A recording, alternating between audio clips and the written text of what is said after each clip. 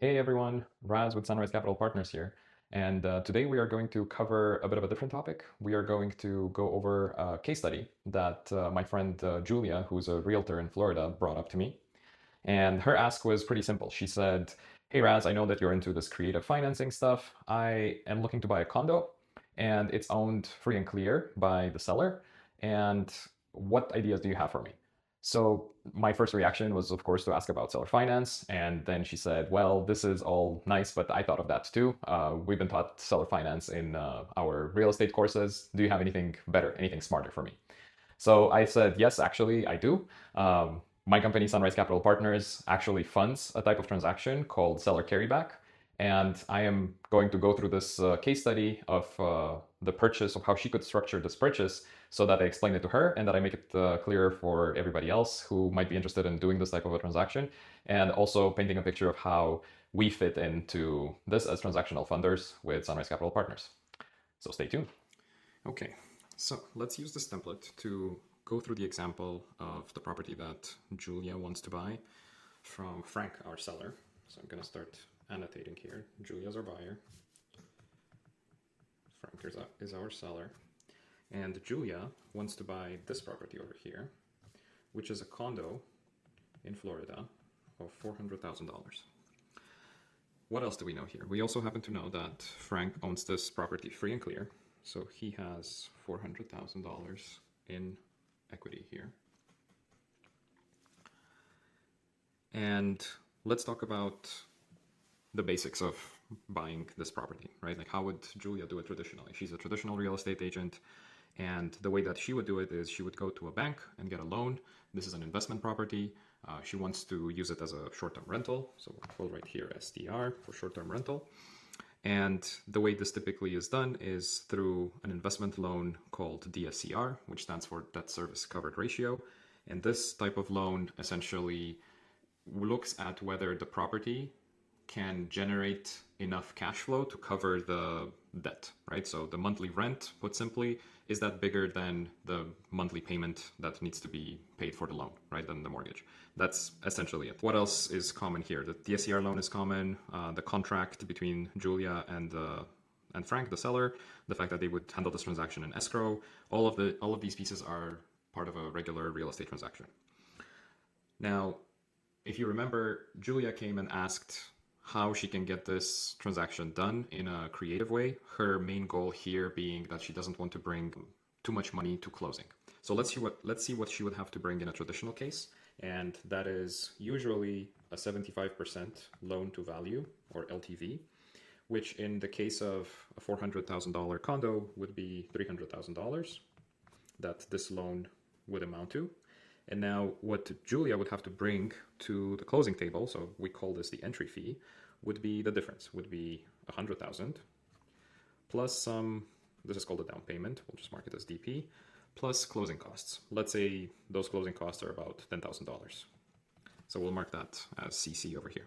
So in this case, as you can see, Julia would have to bring $110,000 to closing. And she asked me if she can structure this in a better way where she doesn't have to bring that much, because for a short-term rental, she needs to furnish it, she needs to clean it up a bit, get it ready for the market. So she would rather bring less to closing and use some of those funds to actually furnish and get the place ready.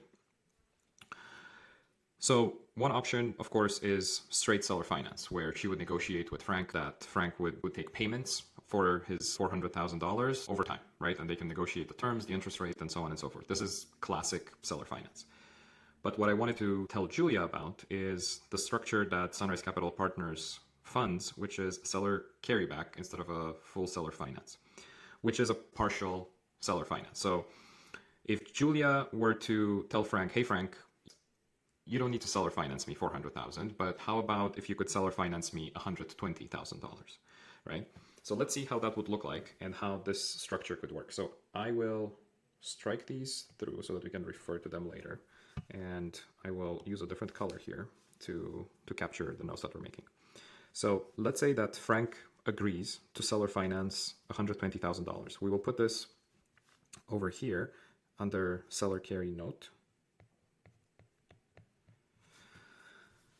And I'll walk you through the process. So In a seller carryback, Julia would still have a regular purchase and sale contract with Frank, but she would also have a seller carry agreement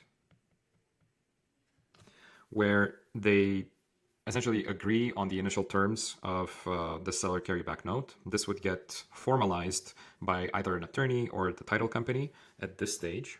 So Frank would be protected by a promissory note and a deed of trust or a mortgage so that his interest is secured by the property.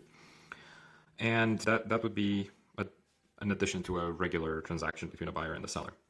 And the way that this would work is that Julia, in this case, if she were to ask Frank to carry this note of 120,000, she may not have to bring any money at closing if she chooses to use a transactional funder, and these transactions are usually handled through a transactional funding party.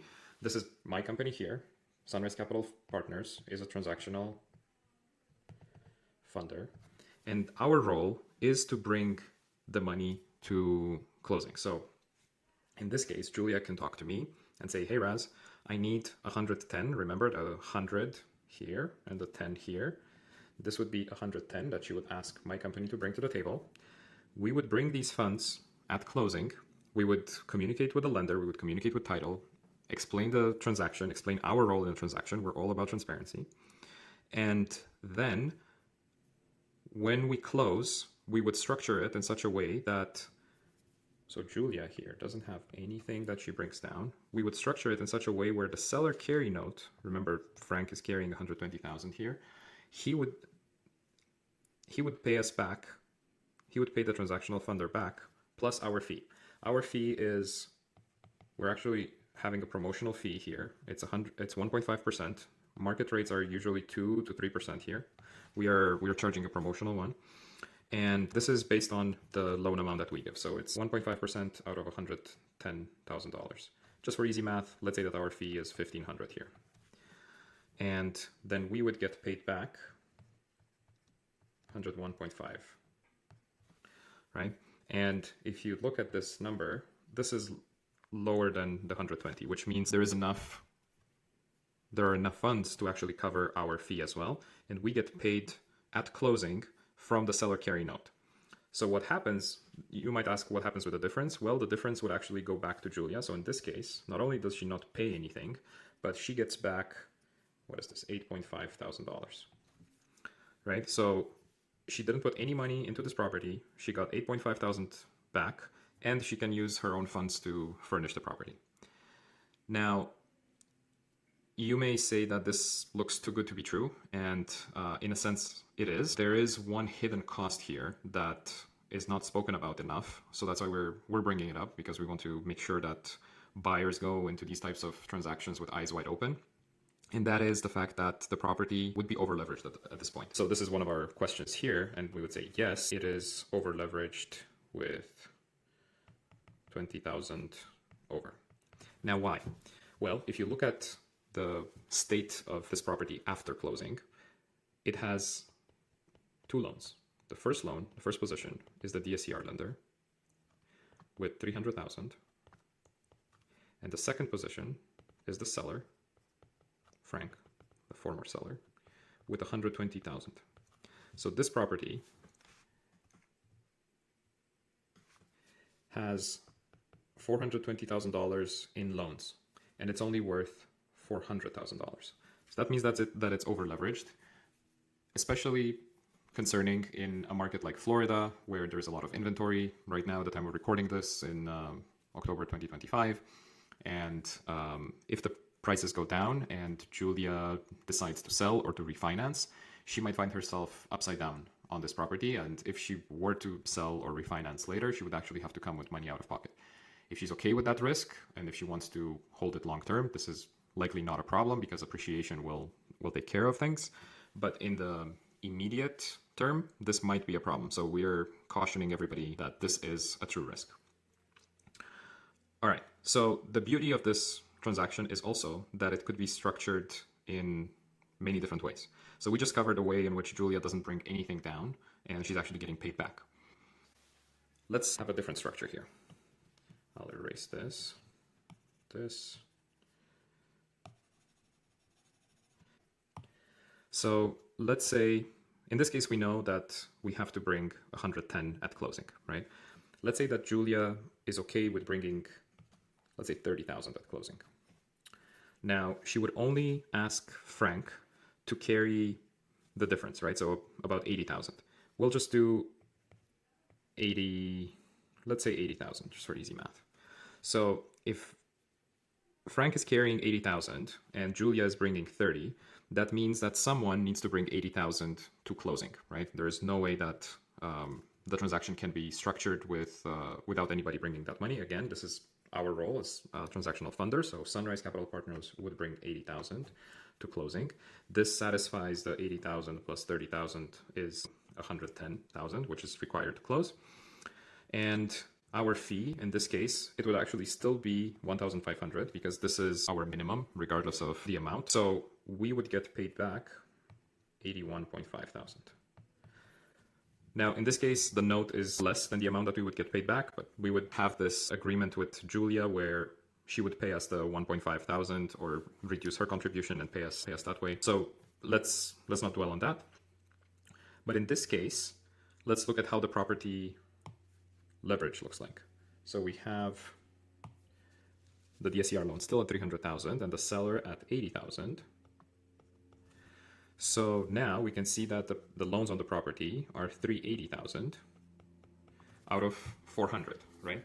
So we are at 95% leverage, which is still high, right? If you look at DSCR lenders, they are conservatively lending at 75. This is still a high leverage, but it's not above 100% like it was before.